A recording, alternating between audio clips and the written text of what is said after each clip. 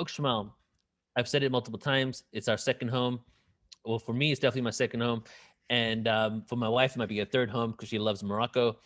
And just love the area, love the people, met Jaime there. And it's also an important Maya city which flourished between the 6th and the 10th century. And it was one of the best, it is one of the best preserved Maya sites. It's huge, bigger than the excavated area. It's also listed by UNESCO as a World Heritage Site. It seems like it was settled in the 6th century or earlier. It was between 850 and 925 that Uxmal fully established itself as the capital of a collection of lesser cities in the eastern Puk region. In a few slides from now, I'm going to talk about Puk architecture and the Puk region and what that is exactly. Along with other northern sites like Chichen Itza, Uxmal survived the collapse, which affected most other Maya cities in 900 CE, when there was a collapse there, mostly in northern parts of the empire. Later in the 13th and 14th centuries, Uxmal was part of an alliance of Yucatan city-states led by the Mayapan. So it was around for a long, long time as well, but it was really started to be created. There were small city-states, small tribes there, but around 850 to 925 was really when it started being built up, which is synchronistically, really, the same time around 900 CE when Palenque and other areas north of Uxmal started their decline and their mass migration out of those areas, these types of cities became the larger ones in the area. And another city that's connected to Uxmal, which is called Kaba, that one was actually the first settlement in the area before Uxmal was created, almost like their stepping stone to creating Uxmal. This image here is taken from Uxmal Maya Resort, the hotel that we've gone to multiple times. From now on, we're not going to be going to this hotel anymore. We're going to be going to an eco-friendly kind of like hotel slash, I don't even know how to explain it, like elemental buildings. Like it looks like you're in an elemental fairy kingdom inside the middle of the jungle in Uxmal and Santa Elena area. That's where we're going to start going and taking people to, just because of the eco-friendly nature and because they have their own Temazcal that's pretty amazing. They can cater food to us, especially if you have specific diets. So this one right here is us on the balcony on the third floor of the hotel. And you can see the pyramid of, it was the pyramid of the magician is right there. We can see it from our balcony. And right below us is the pool and the whole area for the outside of the hotel. And just underneath these trees here, the first set of trees that you see in front is where the Temazcal is that Jaime ran or runs. I think he stopped working there now. But Jaime, your other tour guide for this experience today, and your tour guide for when you ever go down there with us, the Temazcal is over there. And just to give you a story of this Temazcal, is that, let me see, do I want to give you this story now or wait until I get to the Temazcal area? I'll give you a little bit and we'll talk about it more. So the Temazcal there is part of the hotel, and Jaime is a descendant from local Mayan in the area. His grandfather was the local shaman in the area before the hotel even came about, and he would do temazcales, which is sweat lodges. From now on, I'm going to say the word temazcal or temazcales. But in case you don't know what that is, I'll just let you know right now. A temazcal, temazcales is a sweat lodge, right? And that's what we call them in English up here in Northern America. So his grandfather used to run the actual sweat lodge, the temazcal, that was actually a part of, not a part of the hotel before. And then when the hotel came, they built it on, um, an area where there were actually archaeological ruins around them. Even on the property of the resort, there's actually some structures out in the front that they've utilized for, basically, when you enter, you can see these ruins when you enter the resort. And when the hotel came about, they hired him and his cousin to run the temazcals because they were the local shamans anyway. So what has happened is that a lot of these hotels, all the regular temazcales that were available for, the Maya people and using the ancient ways, began being shut down, and then the hotels took them all over, and then they hired the local Maya who were the descendants of these shaman, and then put them in the hotels to work for them at pennies. So this is us looking over there. And also through this jungle, there's a road that takes you there. It's around 5 minutes to drive to the site. You can see all the sites actually right here. Like even on all the way to the right, you can see another structure here. So it's like 5 minutes to drive, or it's a 20-minute walk through the jungle, which is a very beautiful walk as well. And we took that walk before. I'm not going to show the video of us walking through it. That will probably be on our YouTube sometime in the future. I'll put that video out there. So at Uxmal, we have something called the Pyramid of the Magician, which is a structure that had two separate building phases, beginning in the 6th century CE and ending in the 10th century. The pyramid is distinctive for its rounded corners, which makes it almost oval in shape when seen from above, making the pyramid unique in Maya architecture. A steep staircase embellished with carved masks climbs the west side and reaches a doorway carved to represent the mouth of a serpent monster. And here it is. So let's read that part again so we can compare to the actual image. The pyramid is distinctive for its rounded corners, which makes it almost oval in shape when seen from above, making the pyramid unique in Maya architecture. A steep staircase embellished with carved masks climbs the west side and reaches a doorway carved to represent the mouth of a terrible serpent monster. So look at this.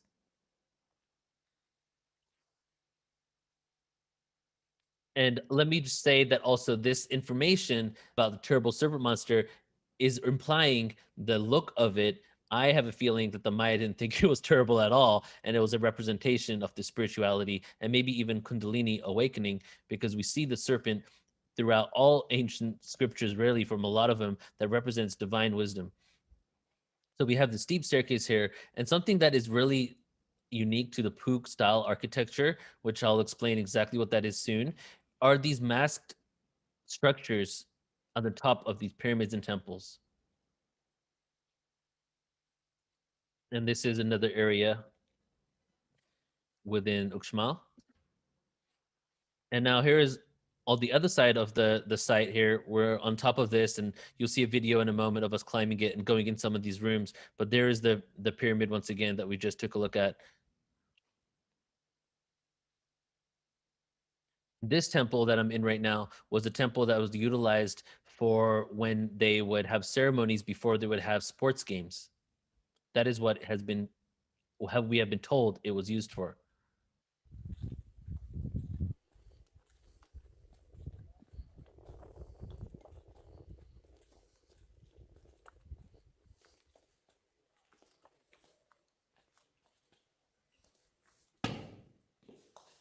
Going inside one of these temples, you see the Pook style architecture there with the triangle ceilings, pyramid style ceilings.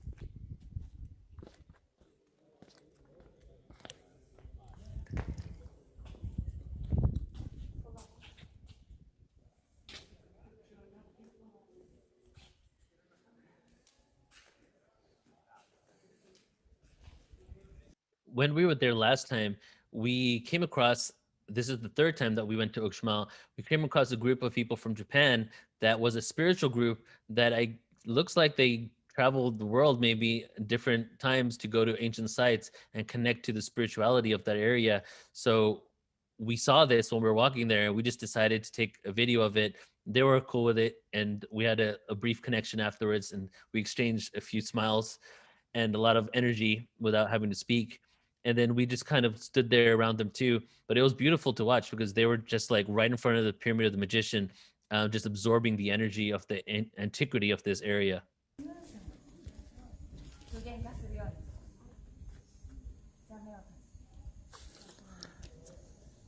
Let's do it now.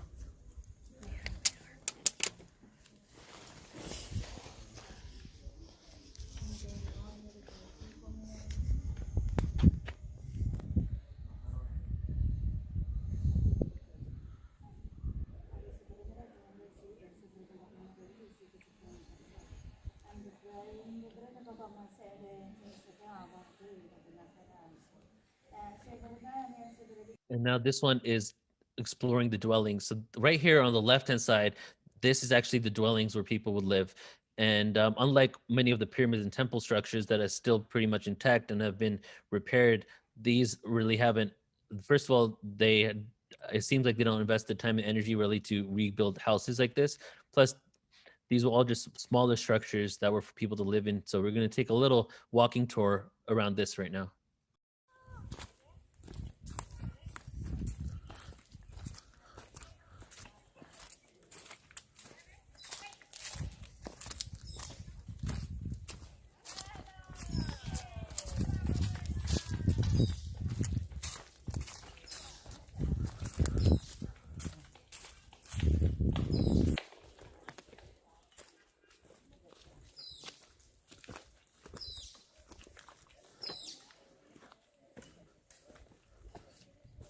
this temple here. I don't remember this part. These are where the habitations were, houses people used to live.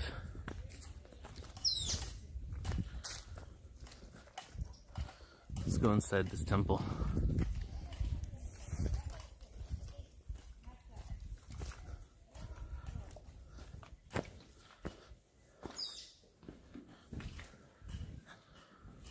Out the other side. Oh, nothing in here.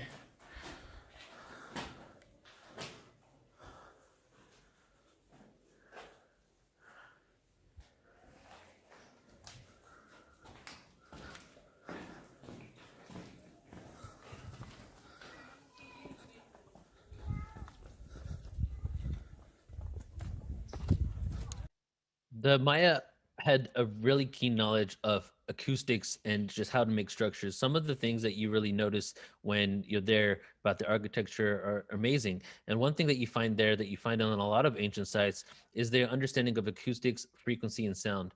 And here's just a little example. You can hear it just briefly here, but it's so much more profound, of course, when you're there because you can really hear the echoing and the sound. But here, my wife is demonstrating that when she's clapping in the center there, that it's almost like those doors and those entrances to those temples echo back that sound, and you hear that vibration back there. So just their way that they even created these structures really had in mind acoustics and frequency. So the Mayans had a really great understanding of acoustics in a lot of different areas. When you clap, things like that, there's some echo back, feedback. Plus, when there's like only a few people here, and then if she's up there and I'm over here and she like whispers, I can hear her. Priestess Temple.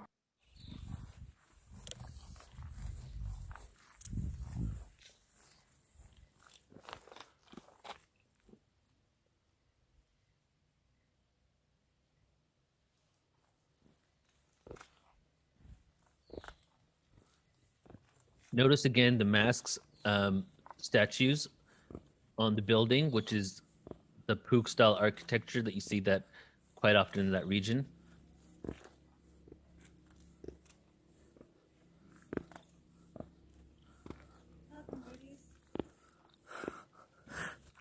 Oh, the Mayan priestess is here waiting for me.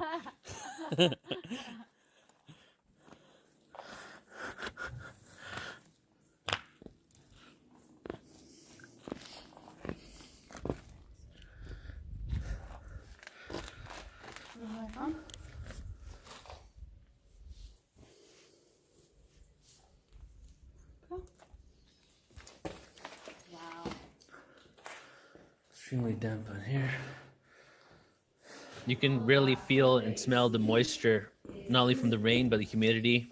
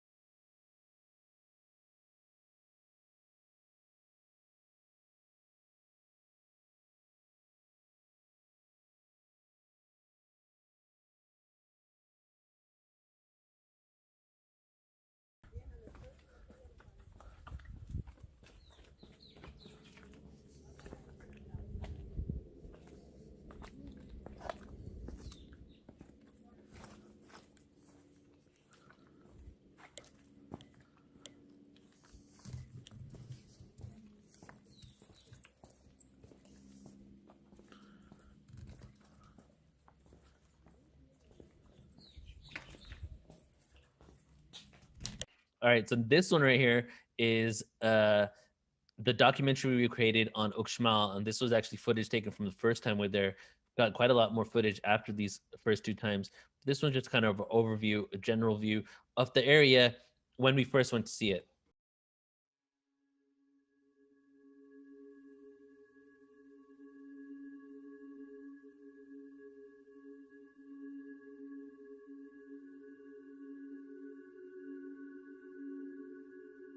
So here we are, everyone, at the Uxmal pyramids, and we've been to a few different destinations, and now we're at Uxmal, and this is actually one of the main archaeological sites of the Mayan culture. At its heyday, this site had around 15,000 people living here, and the date on this hasn't actually been discovered. They're not too sure when it was, but we do know that it was still in use up until at least 1100 AD, when the Toltec came in and they took over. We're gonna go up there now and check out the site. So Uxmal is a really large area.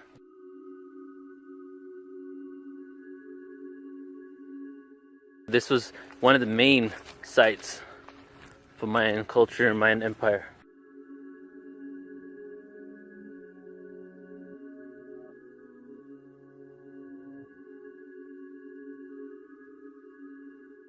This is actually kind of like an aqueduct, and there was not too much rainfall. There was a lack of rivers, so they actually created these in order to collect rainwater, and it would go down the tube right there. They would collect it so that they can use it later, and that they can use it to drink and also for agriculture.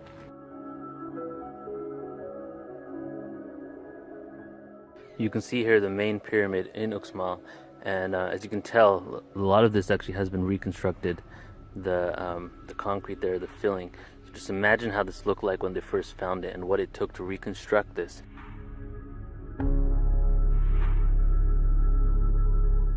So they had to put in some time and energy to get this up to be able to sustain and last longer.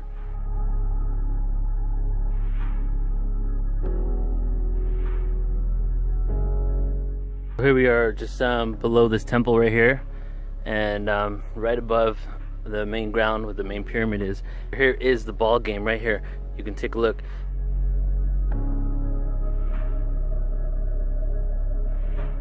You can see the hoop. And that's where they would put the ball through. And there's the temple.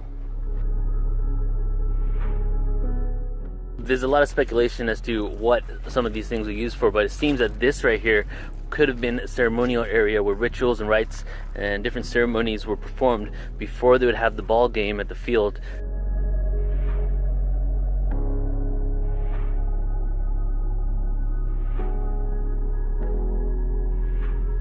This is a huge structure with many different little rooms inside. This ground is huge, and you can see here's another temple right here. Let's go inside. Take a look at the structure and how they would build their roofs. Exploring some of the rooms. And I believe on the other side we'll see actually quarters where they lived. So it looks like this was the living quarters for quite a few different homes. There were other rooms here, and they're no longer in existence. Just this is what's left of them.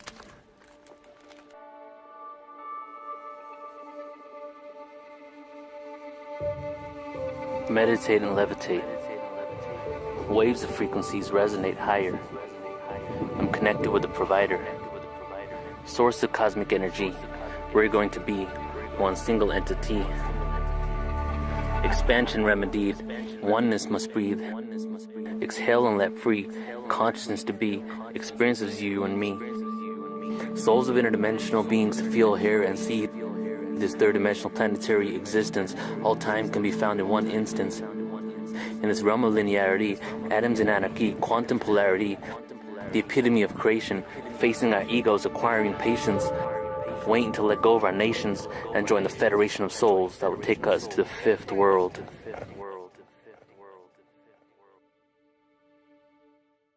What is the truth, guys? Did they vanish? Everything is speculation. Everything has been written and rewritten by the victors. All the information has been given to us about who the Mayan were, what they did, what the purpose of these temples were, by the individuals that conquered them, that thought they were savages. That's where the stories come from. The stories about their life come from those who took them over and didn't want anybody to realize their greatness.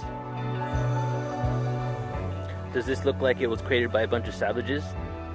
Or does it look like that there was some sort of advanced technology at work here, and that these temples were built for a reason?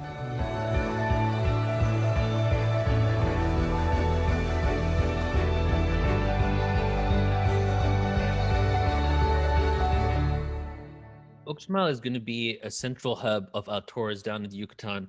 We're starting with one a year, but I'm pretty sure it's going to take off. We only have like 4 or 5 spaces left, and we're leaving it at like 9 people tops maximum, just so we can really, travel together and all that. But Santa Elena is where that eco-friendly hotel. So around our 10-day tour, around 4 days around this area. Santa Elena as the hub, Uxmal as the main site that we're going to see, Caba, which is right after Santa Elena, the second main site, and then the third day is going to be not only the Cacao Museum, but other lesser known sites that hardly anybody goes to. You do need, it's best to have a car in this area, which we'll have. But if you get dropped there by a bus, the only place you can really go to on a bus is the main Uxmal area. You can't really drive 30 minutes to the other sites. So the reason why a lot of there isn't as much traffic as some of these sites that you can see is because some of these sites are actually you need a car to go to. So first of all, it's near Uxmal. Most people go there by bus or get dropped off there. Not everybody has a car, and it's not really right next to the main hotels 30 minutes away. So you have lesser and lesser people going to these places around the area. Also, why there is less people there, for example, in Uxmal, which is the main site there, is I choose the best time of year to go. And the best time of year to go is when we're going to be going for this tour, which is just before Thanksgiving into Thanksgiving week, because it seems like there's the least amount of people there. At some places, we had like almost the entire place to ourselves, like hotel, it seemed like there's very few people there. So that's a really good time to leave because Thanksgiving, most people don't leave to go to Mexico. This stay in the States in order to basically spend some time with their family. So we had a really great opportunity to go there every single year at times where there's less people. Plus, I didn't go on Friday, Saturday, Sunday. Whenever we go down there, we stay there for weeks. So on Friday, Saturday, Sunday, we're doing other things. During the week is when we chose to go to these sites because there would be less people there, less traffic, and we'd be able to get great footage. So now we're moving on to Santa Elena. And Santa Elena is the city that is right next to Uxmal, 20 minutes, maybe 30, not even 20-minute drive from Uxmal. It's where Jaime and his family live. This is his sister there and his niece. We went to the center of town together and got some ice cream one day. And we just hung out there. Now in Santa Elena, they're now discovering ancient sites there as well. And here is the location on Santa Elena. Let's take a look at here on Google Maps, and you can see Uxmal right there, right in just in the middle, just a little bit below where my cursor is, and Santa Elena right there, 20-minute drive. And then Tikul is the other major city. Tikul is the largest city than Santa Elena, and Muna is the even larger city. So we have Uxmal, Muna, Tikul, and Santa Elena. The majority of the people living in these cities are all, if not almost all of them, are really Maya descendants. Some of them, that let me just say that again. Yeah, most of those people in those areas are Maya descendants, and the people that work in these hotels that go to these areas come from these villages and these towns. And all of these cities used to have Maya names. They've been changed over the time because these cities actually existed hundreds, if not thousands plus years ago, but they had completely different names at those times. So in Santa Elena, we have Jaime and where his family lives. This is the last time we went there. We went and hung out with his family, and Jaime had to go to work to Uxmal Maya Resort so that he can run the Temazcal over there and do his work on the grounds. But we ended up hanging out and staying with his family. So I quickly said to him, "Smile," and then I had him like turn around, and his mom right there is laughing as well, and he was saying bye and going off to do the Temazcal. So in this area, ancient Maya artifacts have been discovered. They have not sectioned them off yet and making them into a site to visit. I don't think they will because it's small artifacts around the city. It's like ruins that you can't really capitalize off. Like, because if you drive down in the Yucatan, you'll see random ruins here and there, but some of them are just very small, very decaying structures. And Santa Elena is also important because this is where the portal to Ascension Temazcal is, everybody. The portal to Ascension Sweat Lodge that Jaime has built from with his own hands is located in Santa Elena. And here it is. So here's the story of what happened with this Temazcal. This is like the beginning phases of creation. So let me give you the story of Jaime as much as I can remember. So Jaime, he is a descendant of Maya, right? In that area. as far as he knows, like he's been in that area, Santa Elena, even before it was Santa Elena. His family were all descendants from that area. His grandfather was a shaman, a local shaman that would run the temazcales for the locals there. And then what had happened is that all of a sudden, all these resorts came in, right? All these hotels came all over the Yucatan Peninsula. And I challenge you, right? I challenge any of you to go to the Yucatan and try to find an authentic Maya temazcal that is not part of a corporation, not part of a hotel, not part of some money making scheme, or not watered down, right? And I mean, we've tried it ourselves and we couldn't find it. And we've asked many people and questions, and they say this doesn't exist. So what it looks like has happened is all these huge corporations and hotels and resorts have come into the area. They bought out all the land. They hire the local shaman that was already doing these before they got there so that they can keep it authentic, right? And then they pay the shaman literally like $1 a day or less than that sometimes, or a little more. It's like within that range, but you pay $30 per person to go into Temazcal. So the shamans are running these sweat lodges, and you got $30 a person, 5 people on average, maybe a little bit more in there. They're making a good $150 per Temazcal, and they do multiple ones a day, but the shaman gets a couple of bucks for running it, just part of their salary. Since there wasn't any real authentic one there, and it was such a huge part of their existence and their history, we asked him, what could we do? Because he said he wanted to create his own, right? And he said that he had land that his grandfather had given him. And on this land, he wanted to create a temazcal.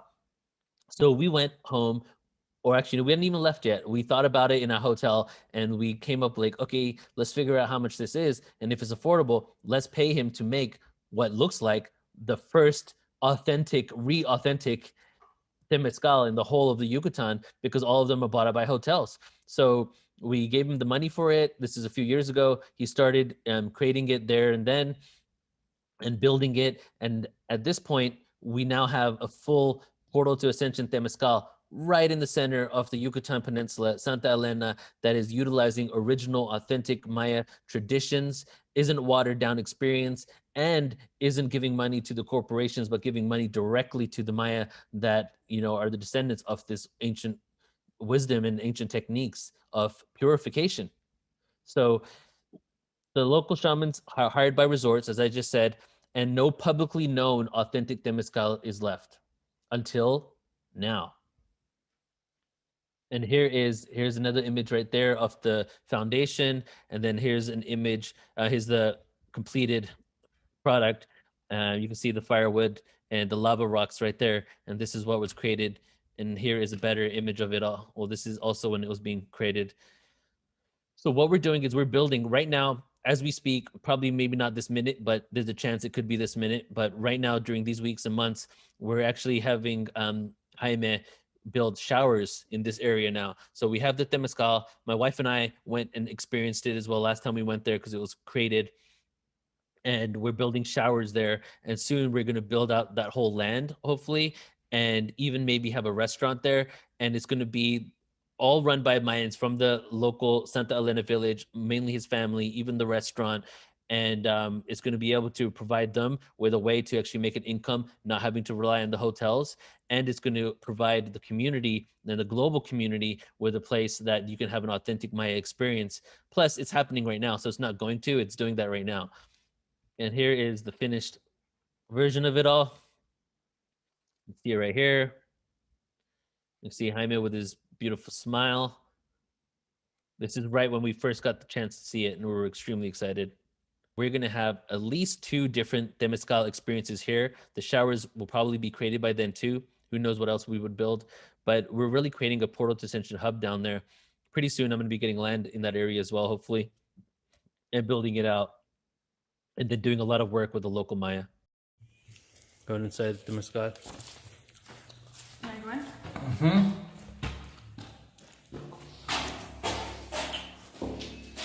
This is it. You guys are gonna come join us.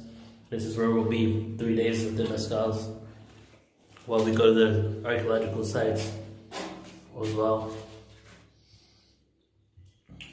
It's beautiful. Handmade by this guy right here. Mm-hmm.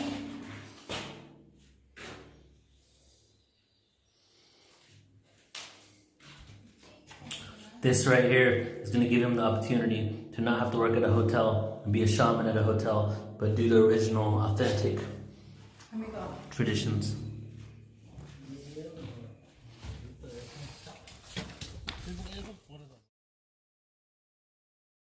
The journey that we really want to facilitate here is when we take people down there, and what I want to do through what I'm showing you right now is that we've seen so many presentations, well, I have personally, and going to conferences and being in this spiritual disclosure true world history community has been a lot of esoteric information about the Maya, fifth dimension and the Maya, aliens and the Maya, where did they vanish, the Maya, their vibration, their frequency information, you know, all those deeply esoteric principles. But when you go down there and you have a hands-on experience of them, and you get to know a few of the local descendants, you heard their stories, and then you see their architecture, it's an entirely new perspective that a lot of people don't get to really experience when we're just listening to presentations on it. So the intention of this presentation is to introduce you to their area and introduce you to the structures and the reality of the people there and what they built.